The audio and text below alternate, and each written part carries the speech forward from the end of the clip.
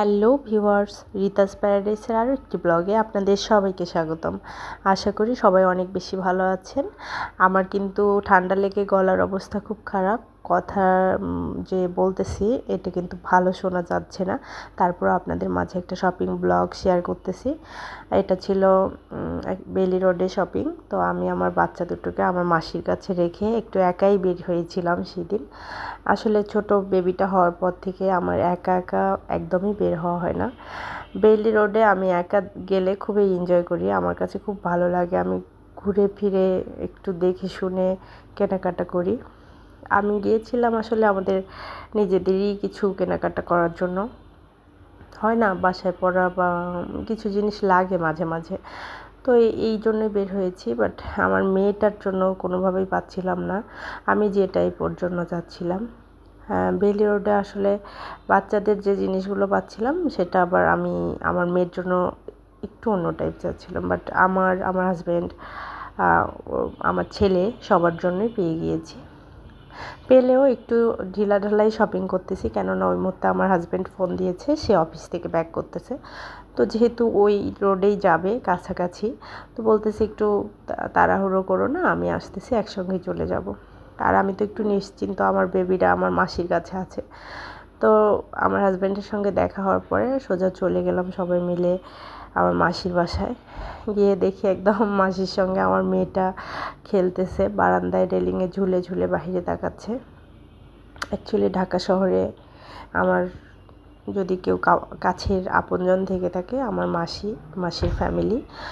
তো বুঝতেই পারতেছেন আমি নিশ্চিন্তা তার কাছে আমার বেবিদেরকে রেখে শপিংয়ে গিয়েছি। তার কাছে আমি মেয়ের মতনই ট্রিট পাই।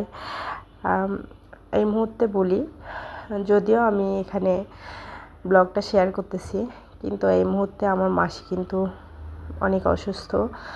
এখন সে মাদ্রাজ বা চেন্নাইয়ে আছে। একদম একটা জটিল রোগ ধরা পড়েছে, অপারেশনও হয়েছে। হয়তোবা সে হসপিটালের বেডে ব্যথায় কাতরাচ্ছে, কিন্তু ওই মুহূর্তে সে সুস্থ ছিল। যাই হোক, সবাই আমার মাসির জন্য আশীর্বাদ করবেন, সে যেন তাড়াতাড়ি সুস্থ হয়, দেশে ফিরে আসে ভালোভাবে।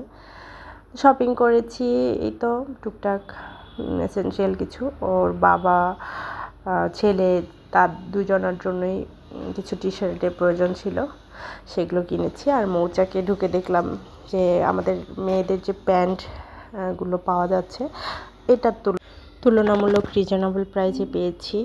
এছাড়াও আমার যে টুকিটাকি শপিংগুলো, এগুলো দেখিয়ে দিচ্ছি আপনাদেরকে। তাছাড়াও বাচ্চাদের জন্য রাফ ইউজের জন্য কিছু কেনাকাটা করেছি। এগুলো কিন্তু মৌচাক মার্কেটে অনেক অ্যাভেলেবেল।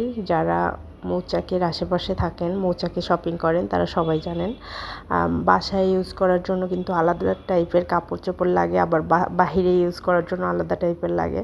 তো এই জন্যই মূলত গিয়েছি। এগুলো কিন্তু মাকে না গেলে হয় না, মাই আসলে বোঝে সন্তানদের কী টাইপের কাপড় চোপড় হলে ভালো হয়। আর আমি যে এই যে হোয়াইট কালার ওড়নাটা এটা পেয়েছি, এটা অনেক কম টাকায় পেয়েছি, মাত্র 350 টাকা নিয়েছে। এটা অনেক জায়গায় আমি দেখেছি অনেক দাম নিচ্ছিল। এরপরে আমার ছেলে বলেছিল আমাকে যে জিলাপি খাবে, আমি ওদের জন্য কিছু খাবার টাবার এনেছি, মানে সন্ধ্যা স্ন্যাক্স। এগুলো একটু সবাই মিলে বসে মজা করে গল্প করে করে খেয়ে নিলাম। খেয়ে দিয়ে আমরা বেরিয়ে পড়েছি। আরও কিছু কাজ আছে যেহেতু। আমি একটু ঢুকবো পার্লারে। আসলে আগে আমার এই এলাকায় থাকা হয়েছিল, মাসির বাসার পাশেই আমার বাসা ছিল, ভাড়া বাসায় যখন থাকতাম। তো ওই সময় থেকে এই বিউটি স্যালুনটায় যাই, টুকটাক যতটুকু আমি আমার বিউটিফিকেশনের জন্য প্রয়োজন এখানেই করি। তো আমার কাছে এটাই ভালো লাগে, এই জন্য মাঝে মাঝে গেলে আমি এই জায়গায় যাই। যেহেতু ওর বাবা আছে আর আমার ছেলের একটু জুতা কেনার প্রয়োজন ছিল, তো বললাম তো আমার তো বেশিক্ষণ লাগবে না, তোমরা একটু তোমাদের কাজ করো, আর আমি পার্লার থেকে ব্যাক করে আসতেছি। তো পরে আমি পার্লারে আমার কাজ শেষ করে আমার ছেলের জুতা টুতা কিনে সবাই মিলে বাসায় ফিরে এলাম। এই তো, সবাই ভালো থাকবেন। Thanks for watching, take care, bye by.